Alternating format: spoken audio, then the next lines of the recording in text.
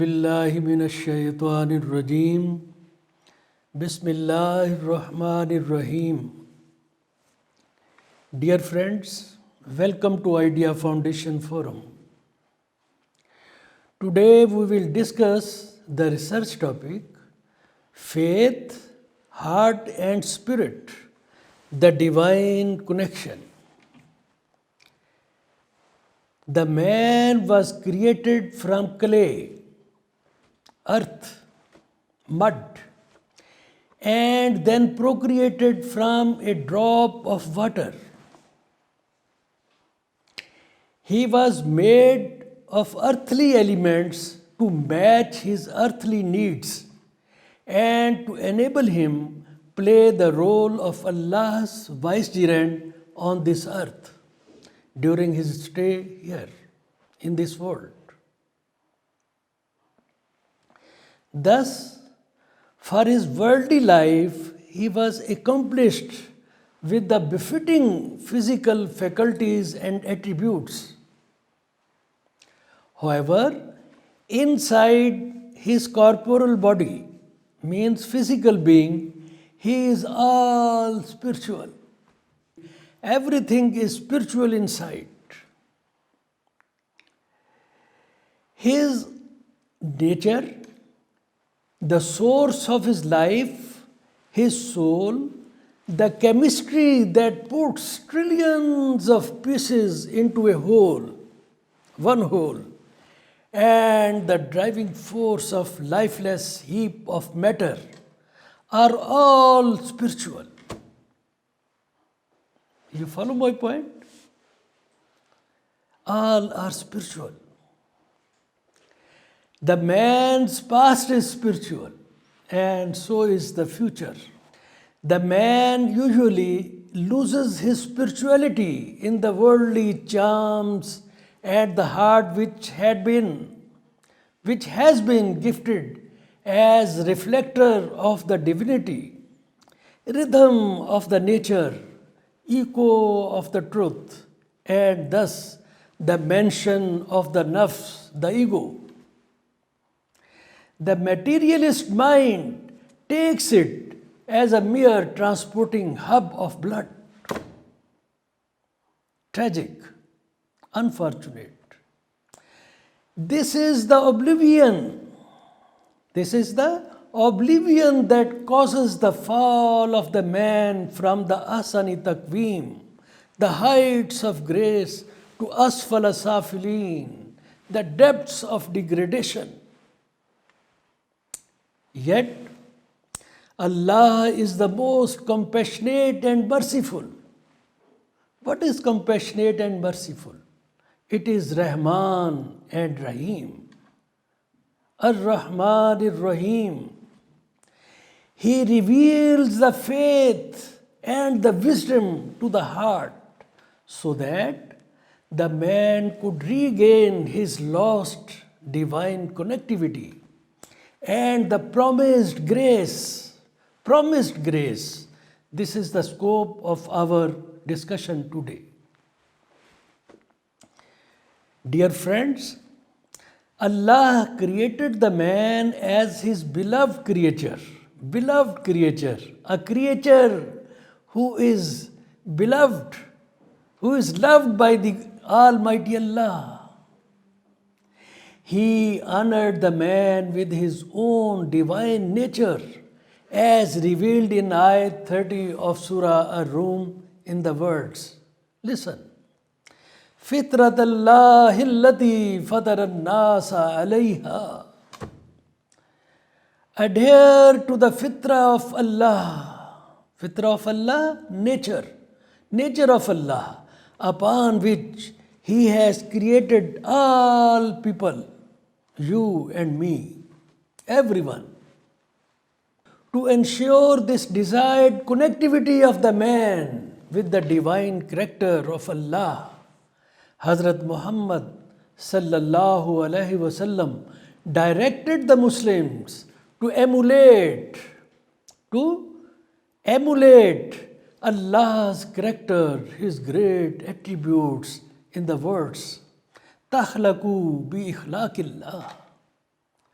It indicates, takhlaqu bi ikhlaqillah, indicates significance of the spiritual bondage of the man with his creator.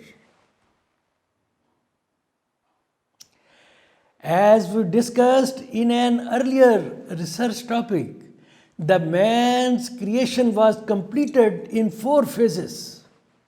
4 phases. First was the pre-corporal phase, when idea of creation was conceived by Allah.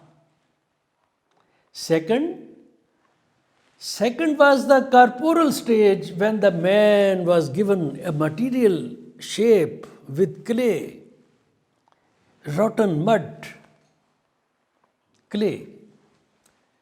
Third phase was when the man was given a personality by breathing the spirit into him. Breathing the spirit into him. And finally, the fourth stage was when this process of creation of future generations of humanity was assigned to the man, which is called procreation. These phases have been described in the Quran in different contexts at several places. However, in view of time constraints, we only refer to ayat 7 to 9 of Surah As-Sajda. Let us read these ayat.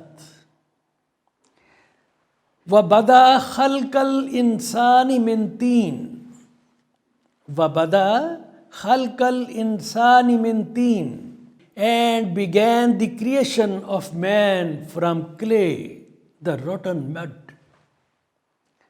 ثُمَّ جَعَلَ نَسْلَهُ مِنْ سُلَالَةٍ مِّن مَّاءٍ مَّهِينٍ. Then he made his posterity out of the extract of a liquid disdained. Then ثُمَّ سَوَّاهُ وَنَفَخَ فِيهِ مِنْ رُوحِهِ. ثُمَّ سَوَّاهُ وَنَفَخَ فِيهِ مِنْ رُوحِهِ وَجَعَلَ لَكُمُ السَّمْعَ وَالْأَبْصَارَ وَالْأَفْئِدَةَ. Then he fashioned him in due proportion and breathed into him of his spirit, Allah's spirit, and gave you. Keep in mind the difference. Earlier, he was being addressed as he. Now, and Allah gave you hearing, ears, sight, eyes, and hearts. Dear friends, Ayat 9 of Surah As-Sajda requires very special attention. Very special attention. The words, then he fashioned him in due proportion, refers to the man's physical creation, material creation. The words, and breathed into him of his spirit, refers to his spiritual being. Please focus on the changing status of the man. Changing status. Before the spiritual birth, he was not worthy of direct address. He was called he in third person. While after the spiritual birth, Allah addressed him in the second person, you, which indicates completion of his personality. Direct address.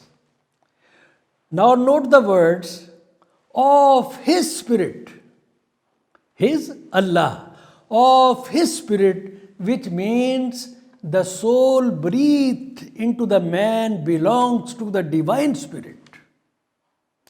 Then Allah gave the man faculty of observation. What is observation? senses, five senses, referred to by the word hearing. The mental faculty referred to by the word seeing our eyes. Just imagine the miracle of Quran. This distinction was made 1400 years ago. Now science acknowledges that the sight, the function of eyes is related with the mental faculty. It's the miracle of Quran. The heart is referred to as the castle of the nafs, soul, and a link with the spirit, ruh. This spiritual being of the man has been emphasized time and again in the Quran by drawing attention on the great status of the spirit as revealed in ayat 85 of Surah Al-Isra. Allah calls the ruh, our spirit, as Amre Rabbi, his order, in the words وَيَسْأَلُونَكَ عَنِ الرُّوحِ وَيَسْأَلُونَكَ عَنِ الرُّوحِ قُلِ الرُّوحُ مِنْ أَمْرِ رَبِّي وَمَا أُوتِيتُمْ مِنَ الْعِلْمِ إِلَّا قَلِيلًا. And they ask thee of the soul. Allah is telling to his Prophet. And they ask thee about the soul.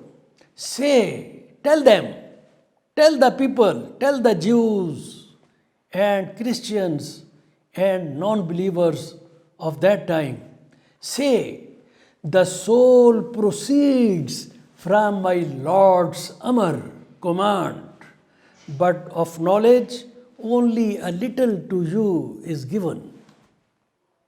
Ayat 14 of Surah Al-Mu'minun calls this infusion of the spirit in human corporal body as another birth, making a distinction between physical birth and spiritual birth in the words. Listen. Summa ansha'nahu khalqan akhara. Khalqan akhara. Then we developed the human being into another creation or yet another make.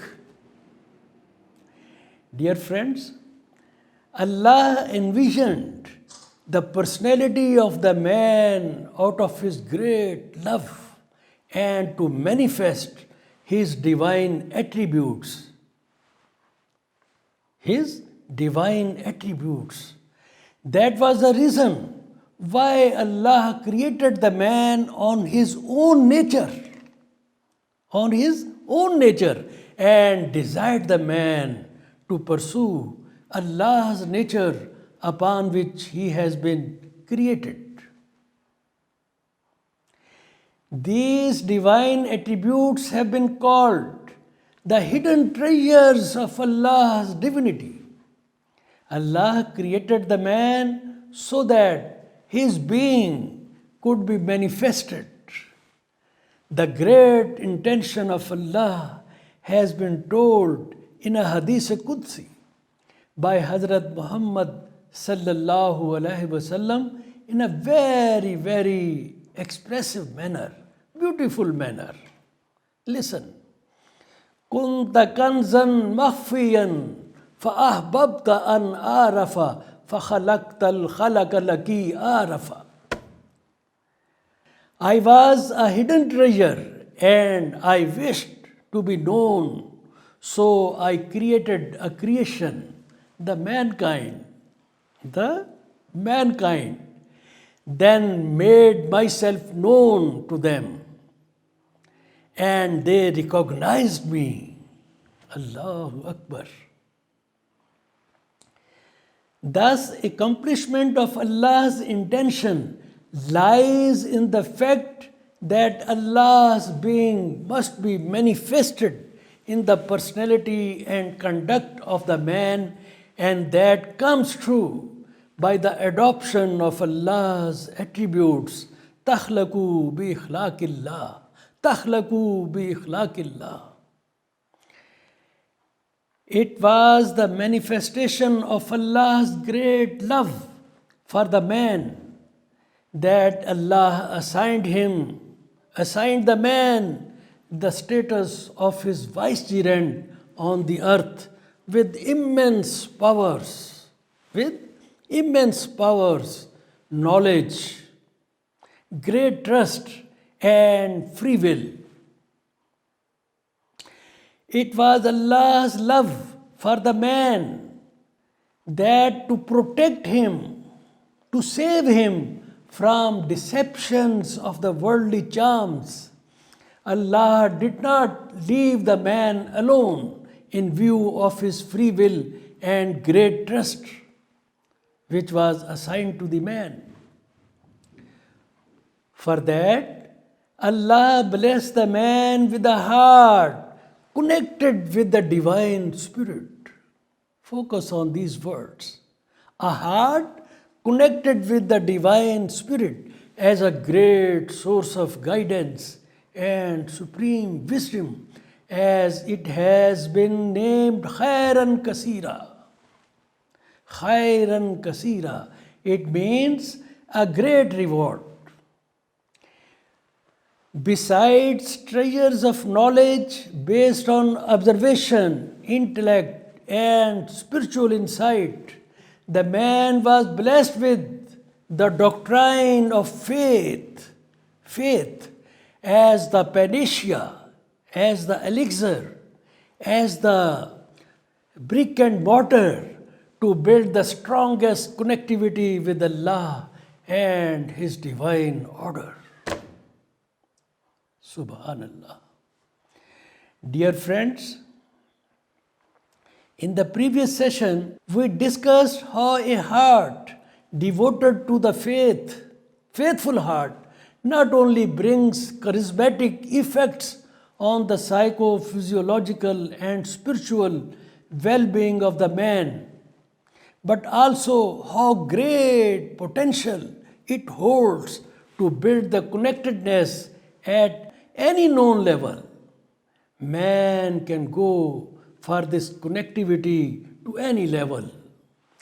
It is the strong faith in the oneness of Allah, His absolute authority over all the affairs of the universe, and submission to His will that moves the man closer to Allah and the divine order. And Allah blesses the man with divine light, with His nur and peace of heart, a spiritual gift to the man. Please study Ayat 257 of Surah Baqarah, Ayat 16 of Surah Al-Maidah, Ayat 16 of Surah Ar-Ra'd, and Ayat 1 of Surah Ibrahim to understand the value of faith, importance of faith, significance of faith for seeking spiritual connectedness. The desired charisma of the faith, marvels of the faith, lies in its perfection with four essential prerequisites, essential conditions. 1. Our heart should witness our allegiance to the will of Allah. 2. Truth of our faith must be reflected, must be seen in our practice of 5 pillars of Islam and good deeds. 3. Readiness to promote the truth. And 4. Patience or resilience to accomplish the requisites of faith. True submission to the will of Allah needs devotion of the heart and complete surrender of one's own will for the cause of Allah. Islamic mystic tradition, Sufism, refers to ihsan and ikhlas to attain the true submission to the will of Allah. In Sufism, there are three levels of faith. Three levels: Islam, Iman, and Ihsan. Islam refers to 5 pillars of Islam, which is proclamation of faith. Iman comprises on 6 articles of faith. Dear friends, what is Ihsan? Ihsan is the spirit of Islam and Iman both. Ihsan is surrendering. Ihsan is surrendering of oneself for the will of Allah. It's a dynamism. It's a dynamism of the inner faith manifested in a believer's words and deeds. In the Sufi literature, Ihsan means beautification, perfection, or excellence. These are the attributes of Allah's manifestations. Thus, it is what Allah desires from His vicegerent, the man, as desired in Ayat 7 of Surah As-Sajda and Ayat 3 of Surah At-Taghabun, as shown on the screen. In the context of worship, Ihsan is best explained in a Hadith Qudsi in the words, to worship Allah as though you see Him, you see Allah. And if you cannot see Him, then indeed He sees you all. What a beautiful hadith. Ikhlas is the other concept in the Sufi tradition, which means purifying one's deeds from all contaminations by shirk, anything which leads to shirk. Surah Al-Ikhlas is the best demonstration of the concept of ikhlas. Thus, ikhlas is being honest with Allah and worshipping Him with ihsan. The apex of ihsan and ikhlas is reached when the human heart feels itself lost in the ocean, in the seas of Allah's divinity. He reaches a stage of sublimity where his will is submerged into the will of Allah, as a Hadith Qudsi describes this situation in the words. Listen. Allah says, when I love him, when I love the man, I am his hearing with which he hears, his seeing with which he sees, his hands with which he strikes, and his foot with which he walks. Such merging of the wills, man's will and Allah's will. So, such merging of the wills was observed in the battle of Badr, where some actions taken by Hazrat Muhammad sallallahu alaihi wasallam were owned by Allah, as revealed in Ayat 17 of Surah Al-Anfal, as shown on the screen. Please have a look on it and ponder on each and every word of the ayat. Dear friends, the divine connectivity with the heart, as we discussed, depends on the strength of the faith, spirited, enlivened by the principles of ihsan and ikhlas. It is achieved when we surrender our love to the love of Allah. Our love to the love of Allah. Our will, our intentions, our desires to the will of Allah. And when the faith in the oneness of Allah flows in our veins and hearts. So this marathon venture, this marathon race, firstly begins with cleanliness of our inner self. In Urdu, it is called Tazkiya-e-Nafs. Secondly, Allah has called wisdom as the great reward to the man. Now, imagine how much Allah loves the man to be a learned man. Allah has called wisdom as the great reward to the man. وَمَنْ يُؤْتَ الْحِكْمَةَ وَمَنْ يُؤْتَ الْحِكْمَةَ فَقَدْ أُوتِيَ خَيْرًا كَثِيرًا.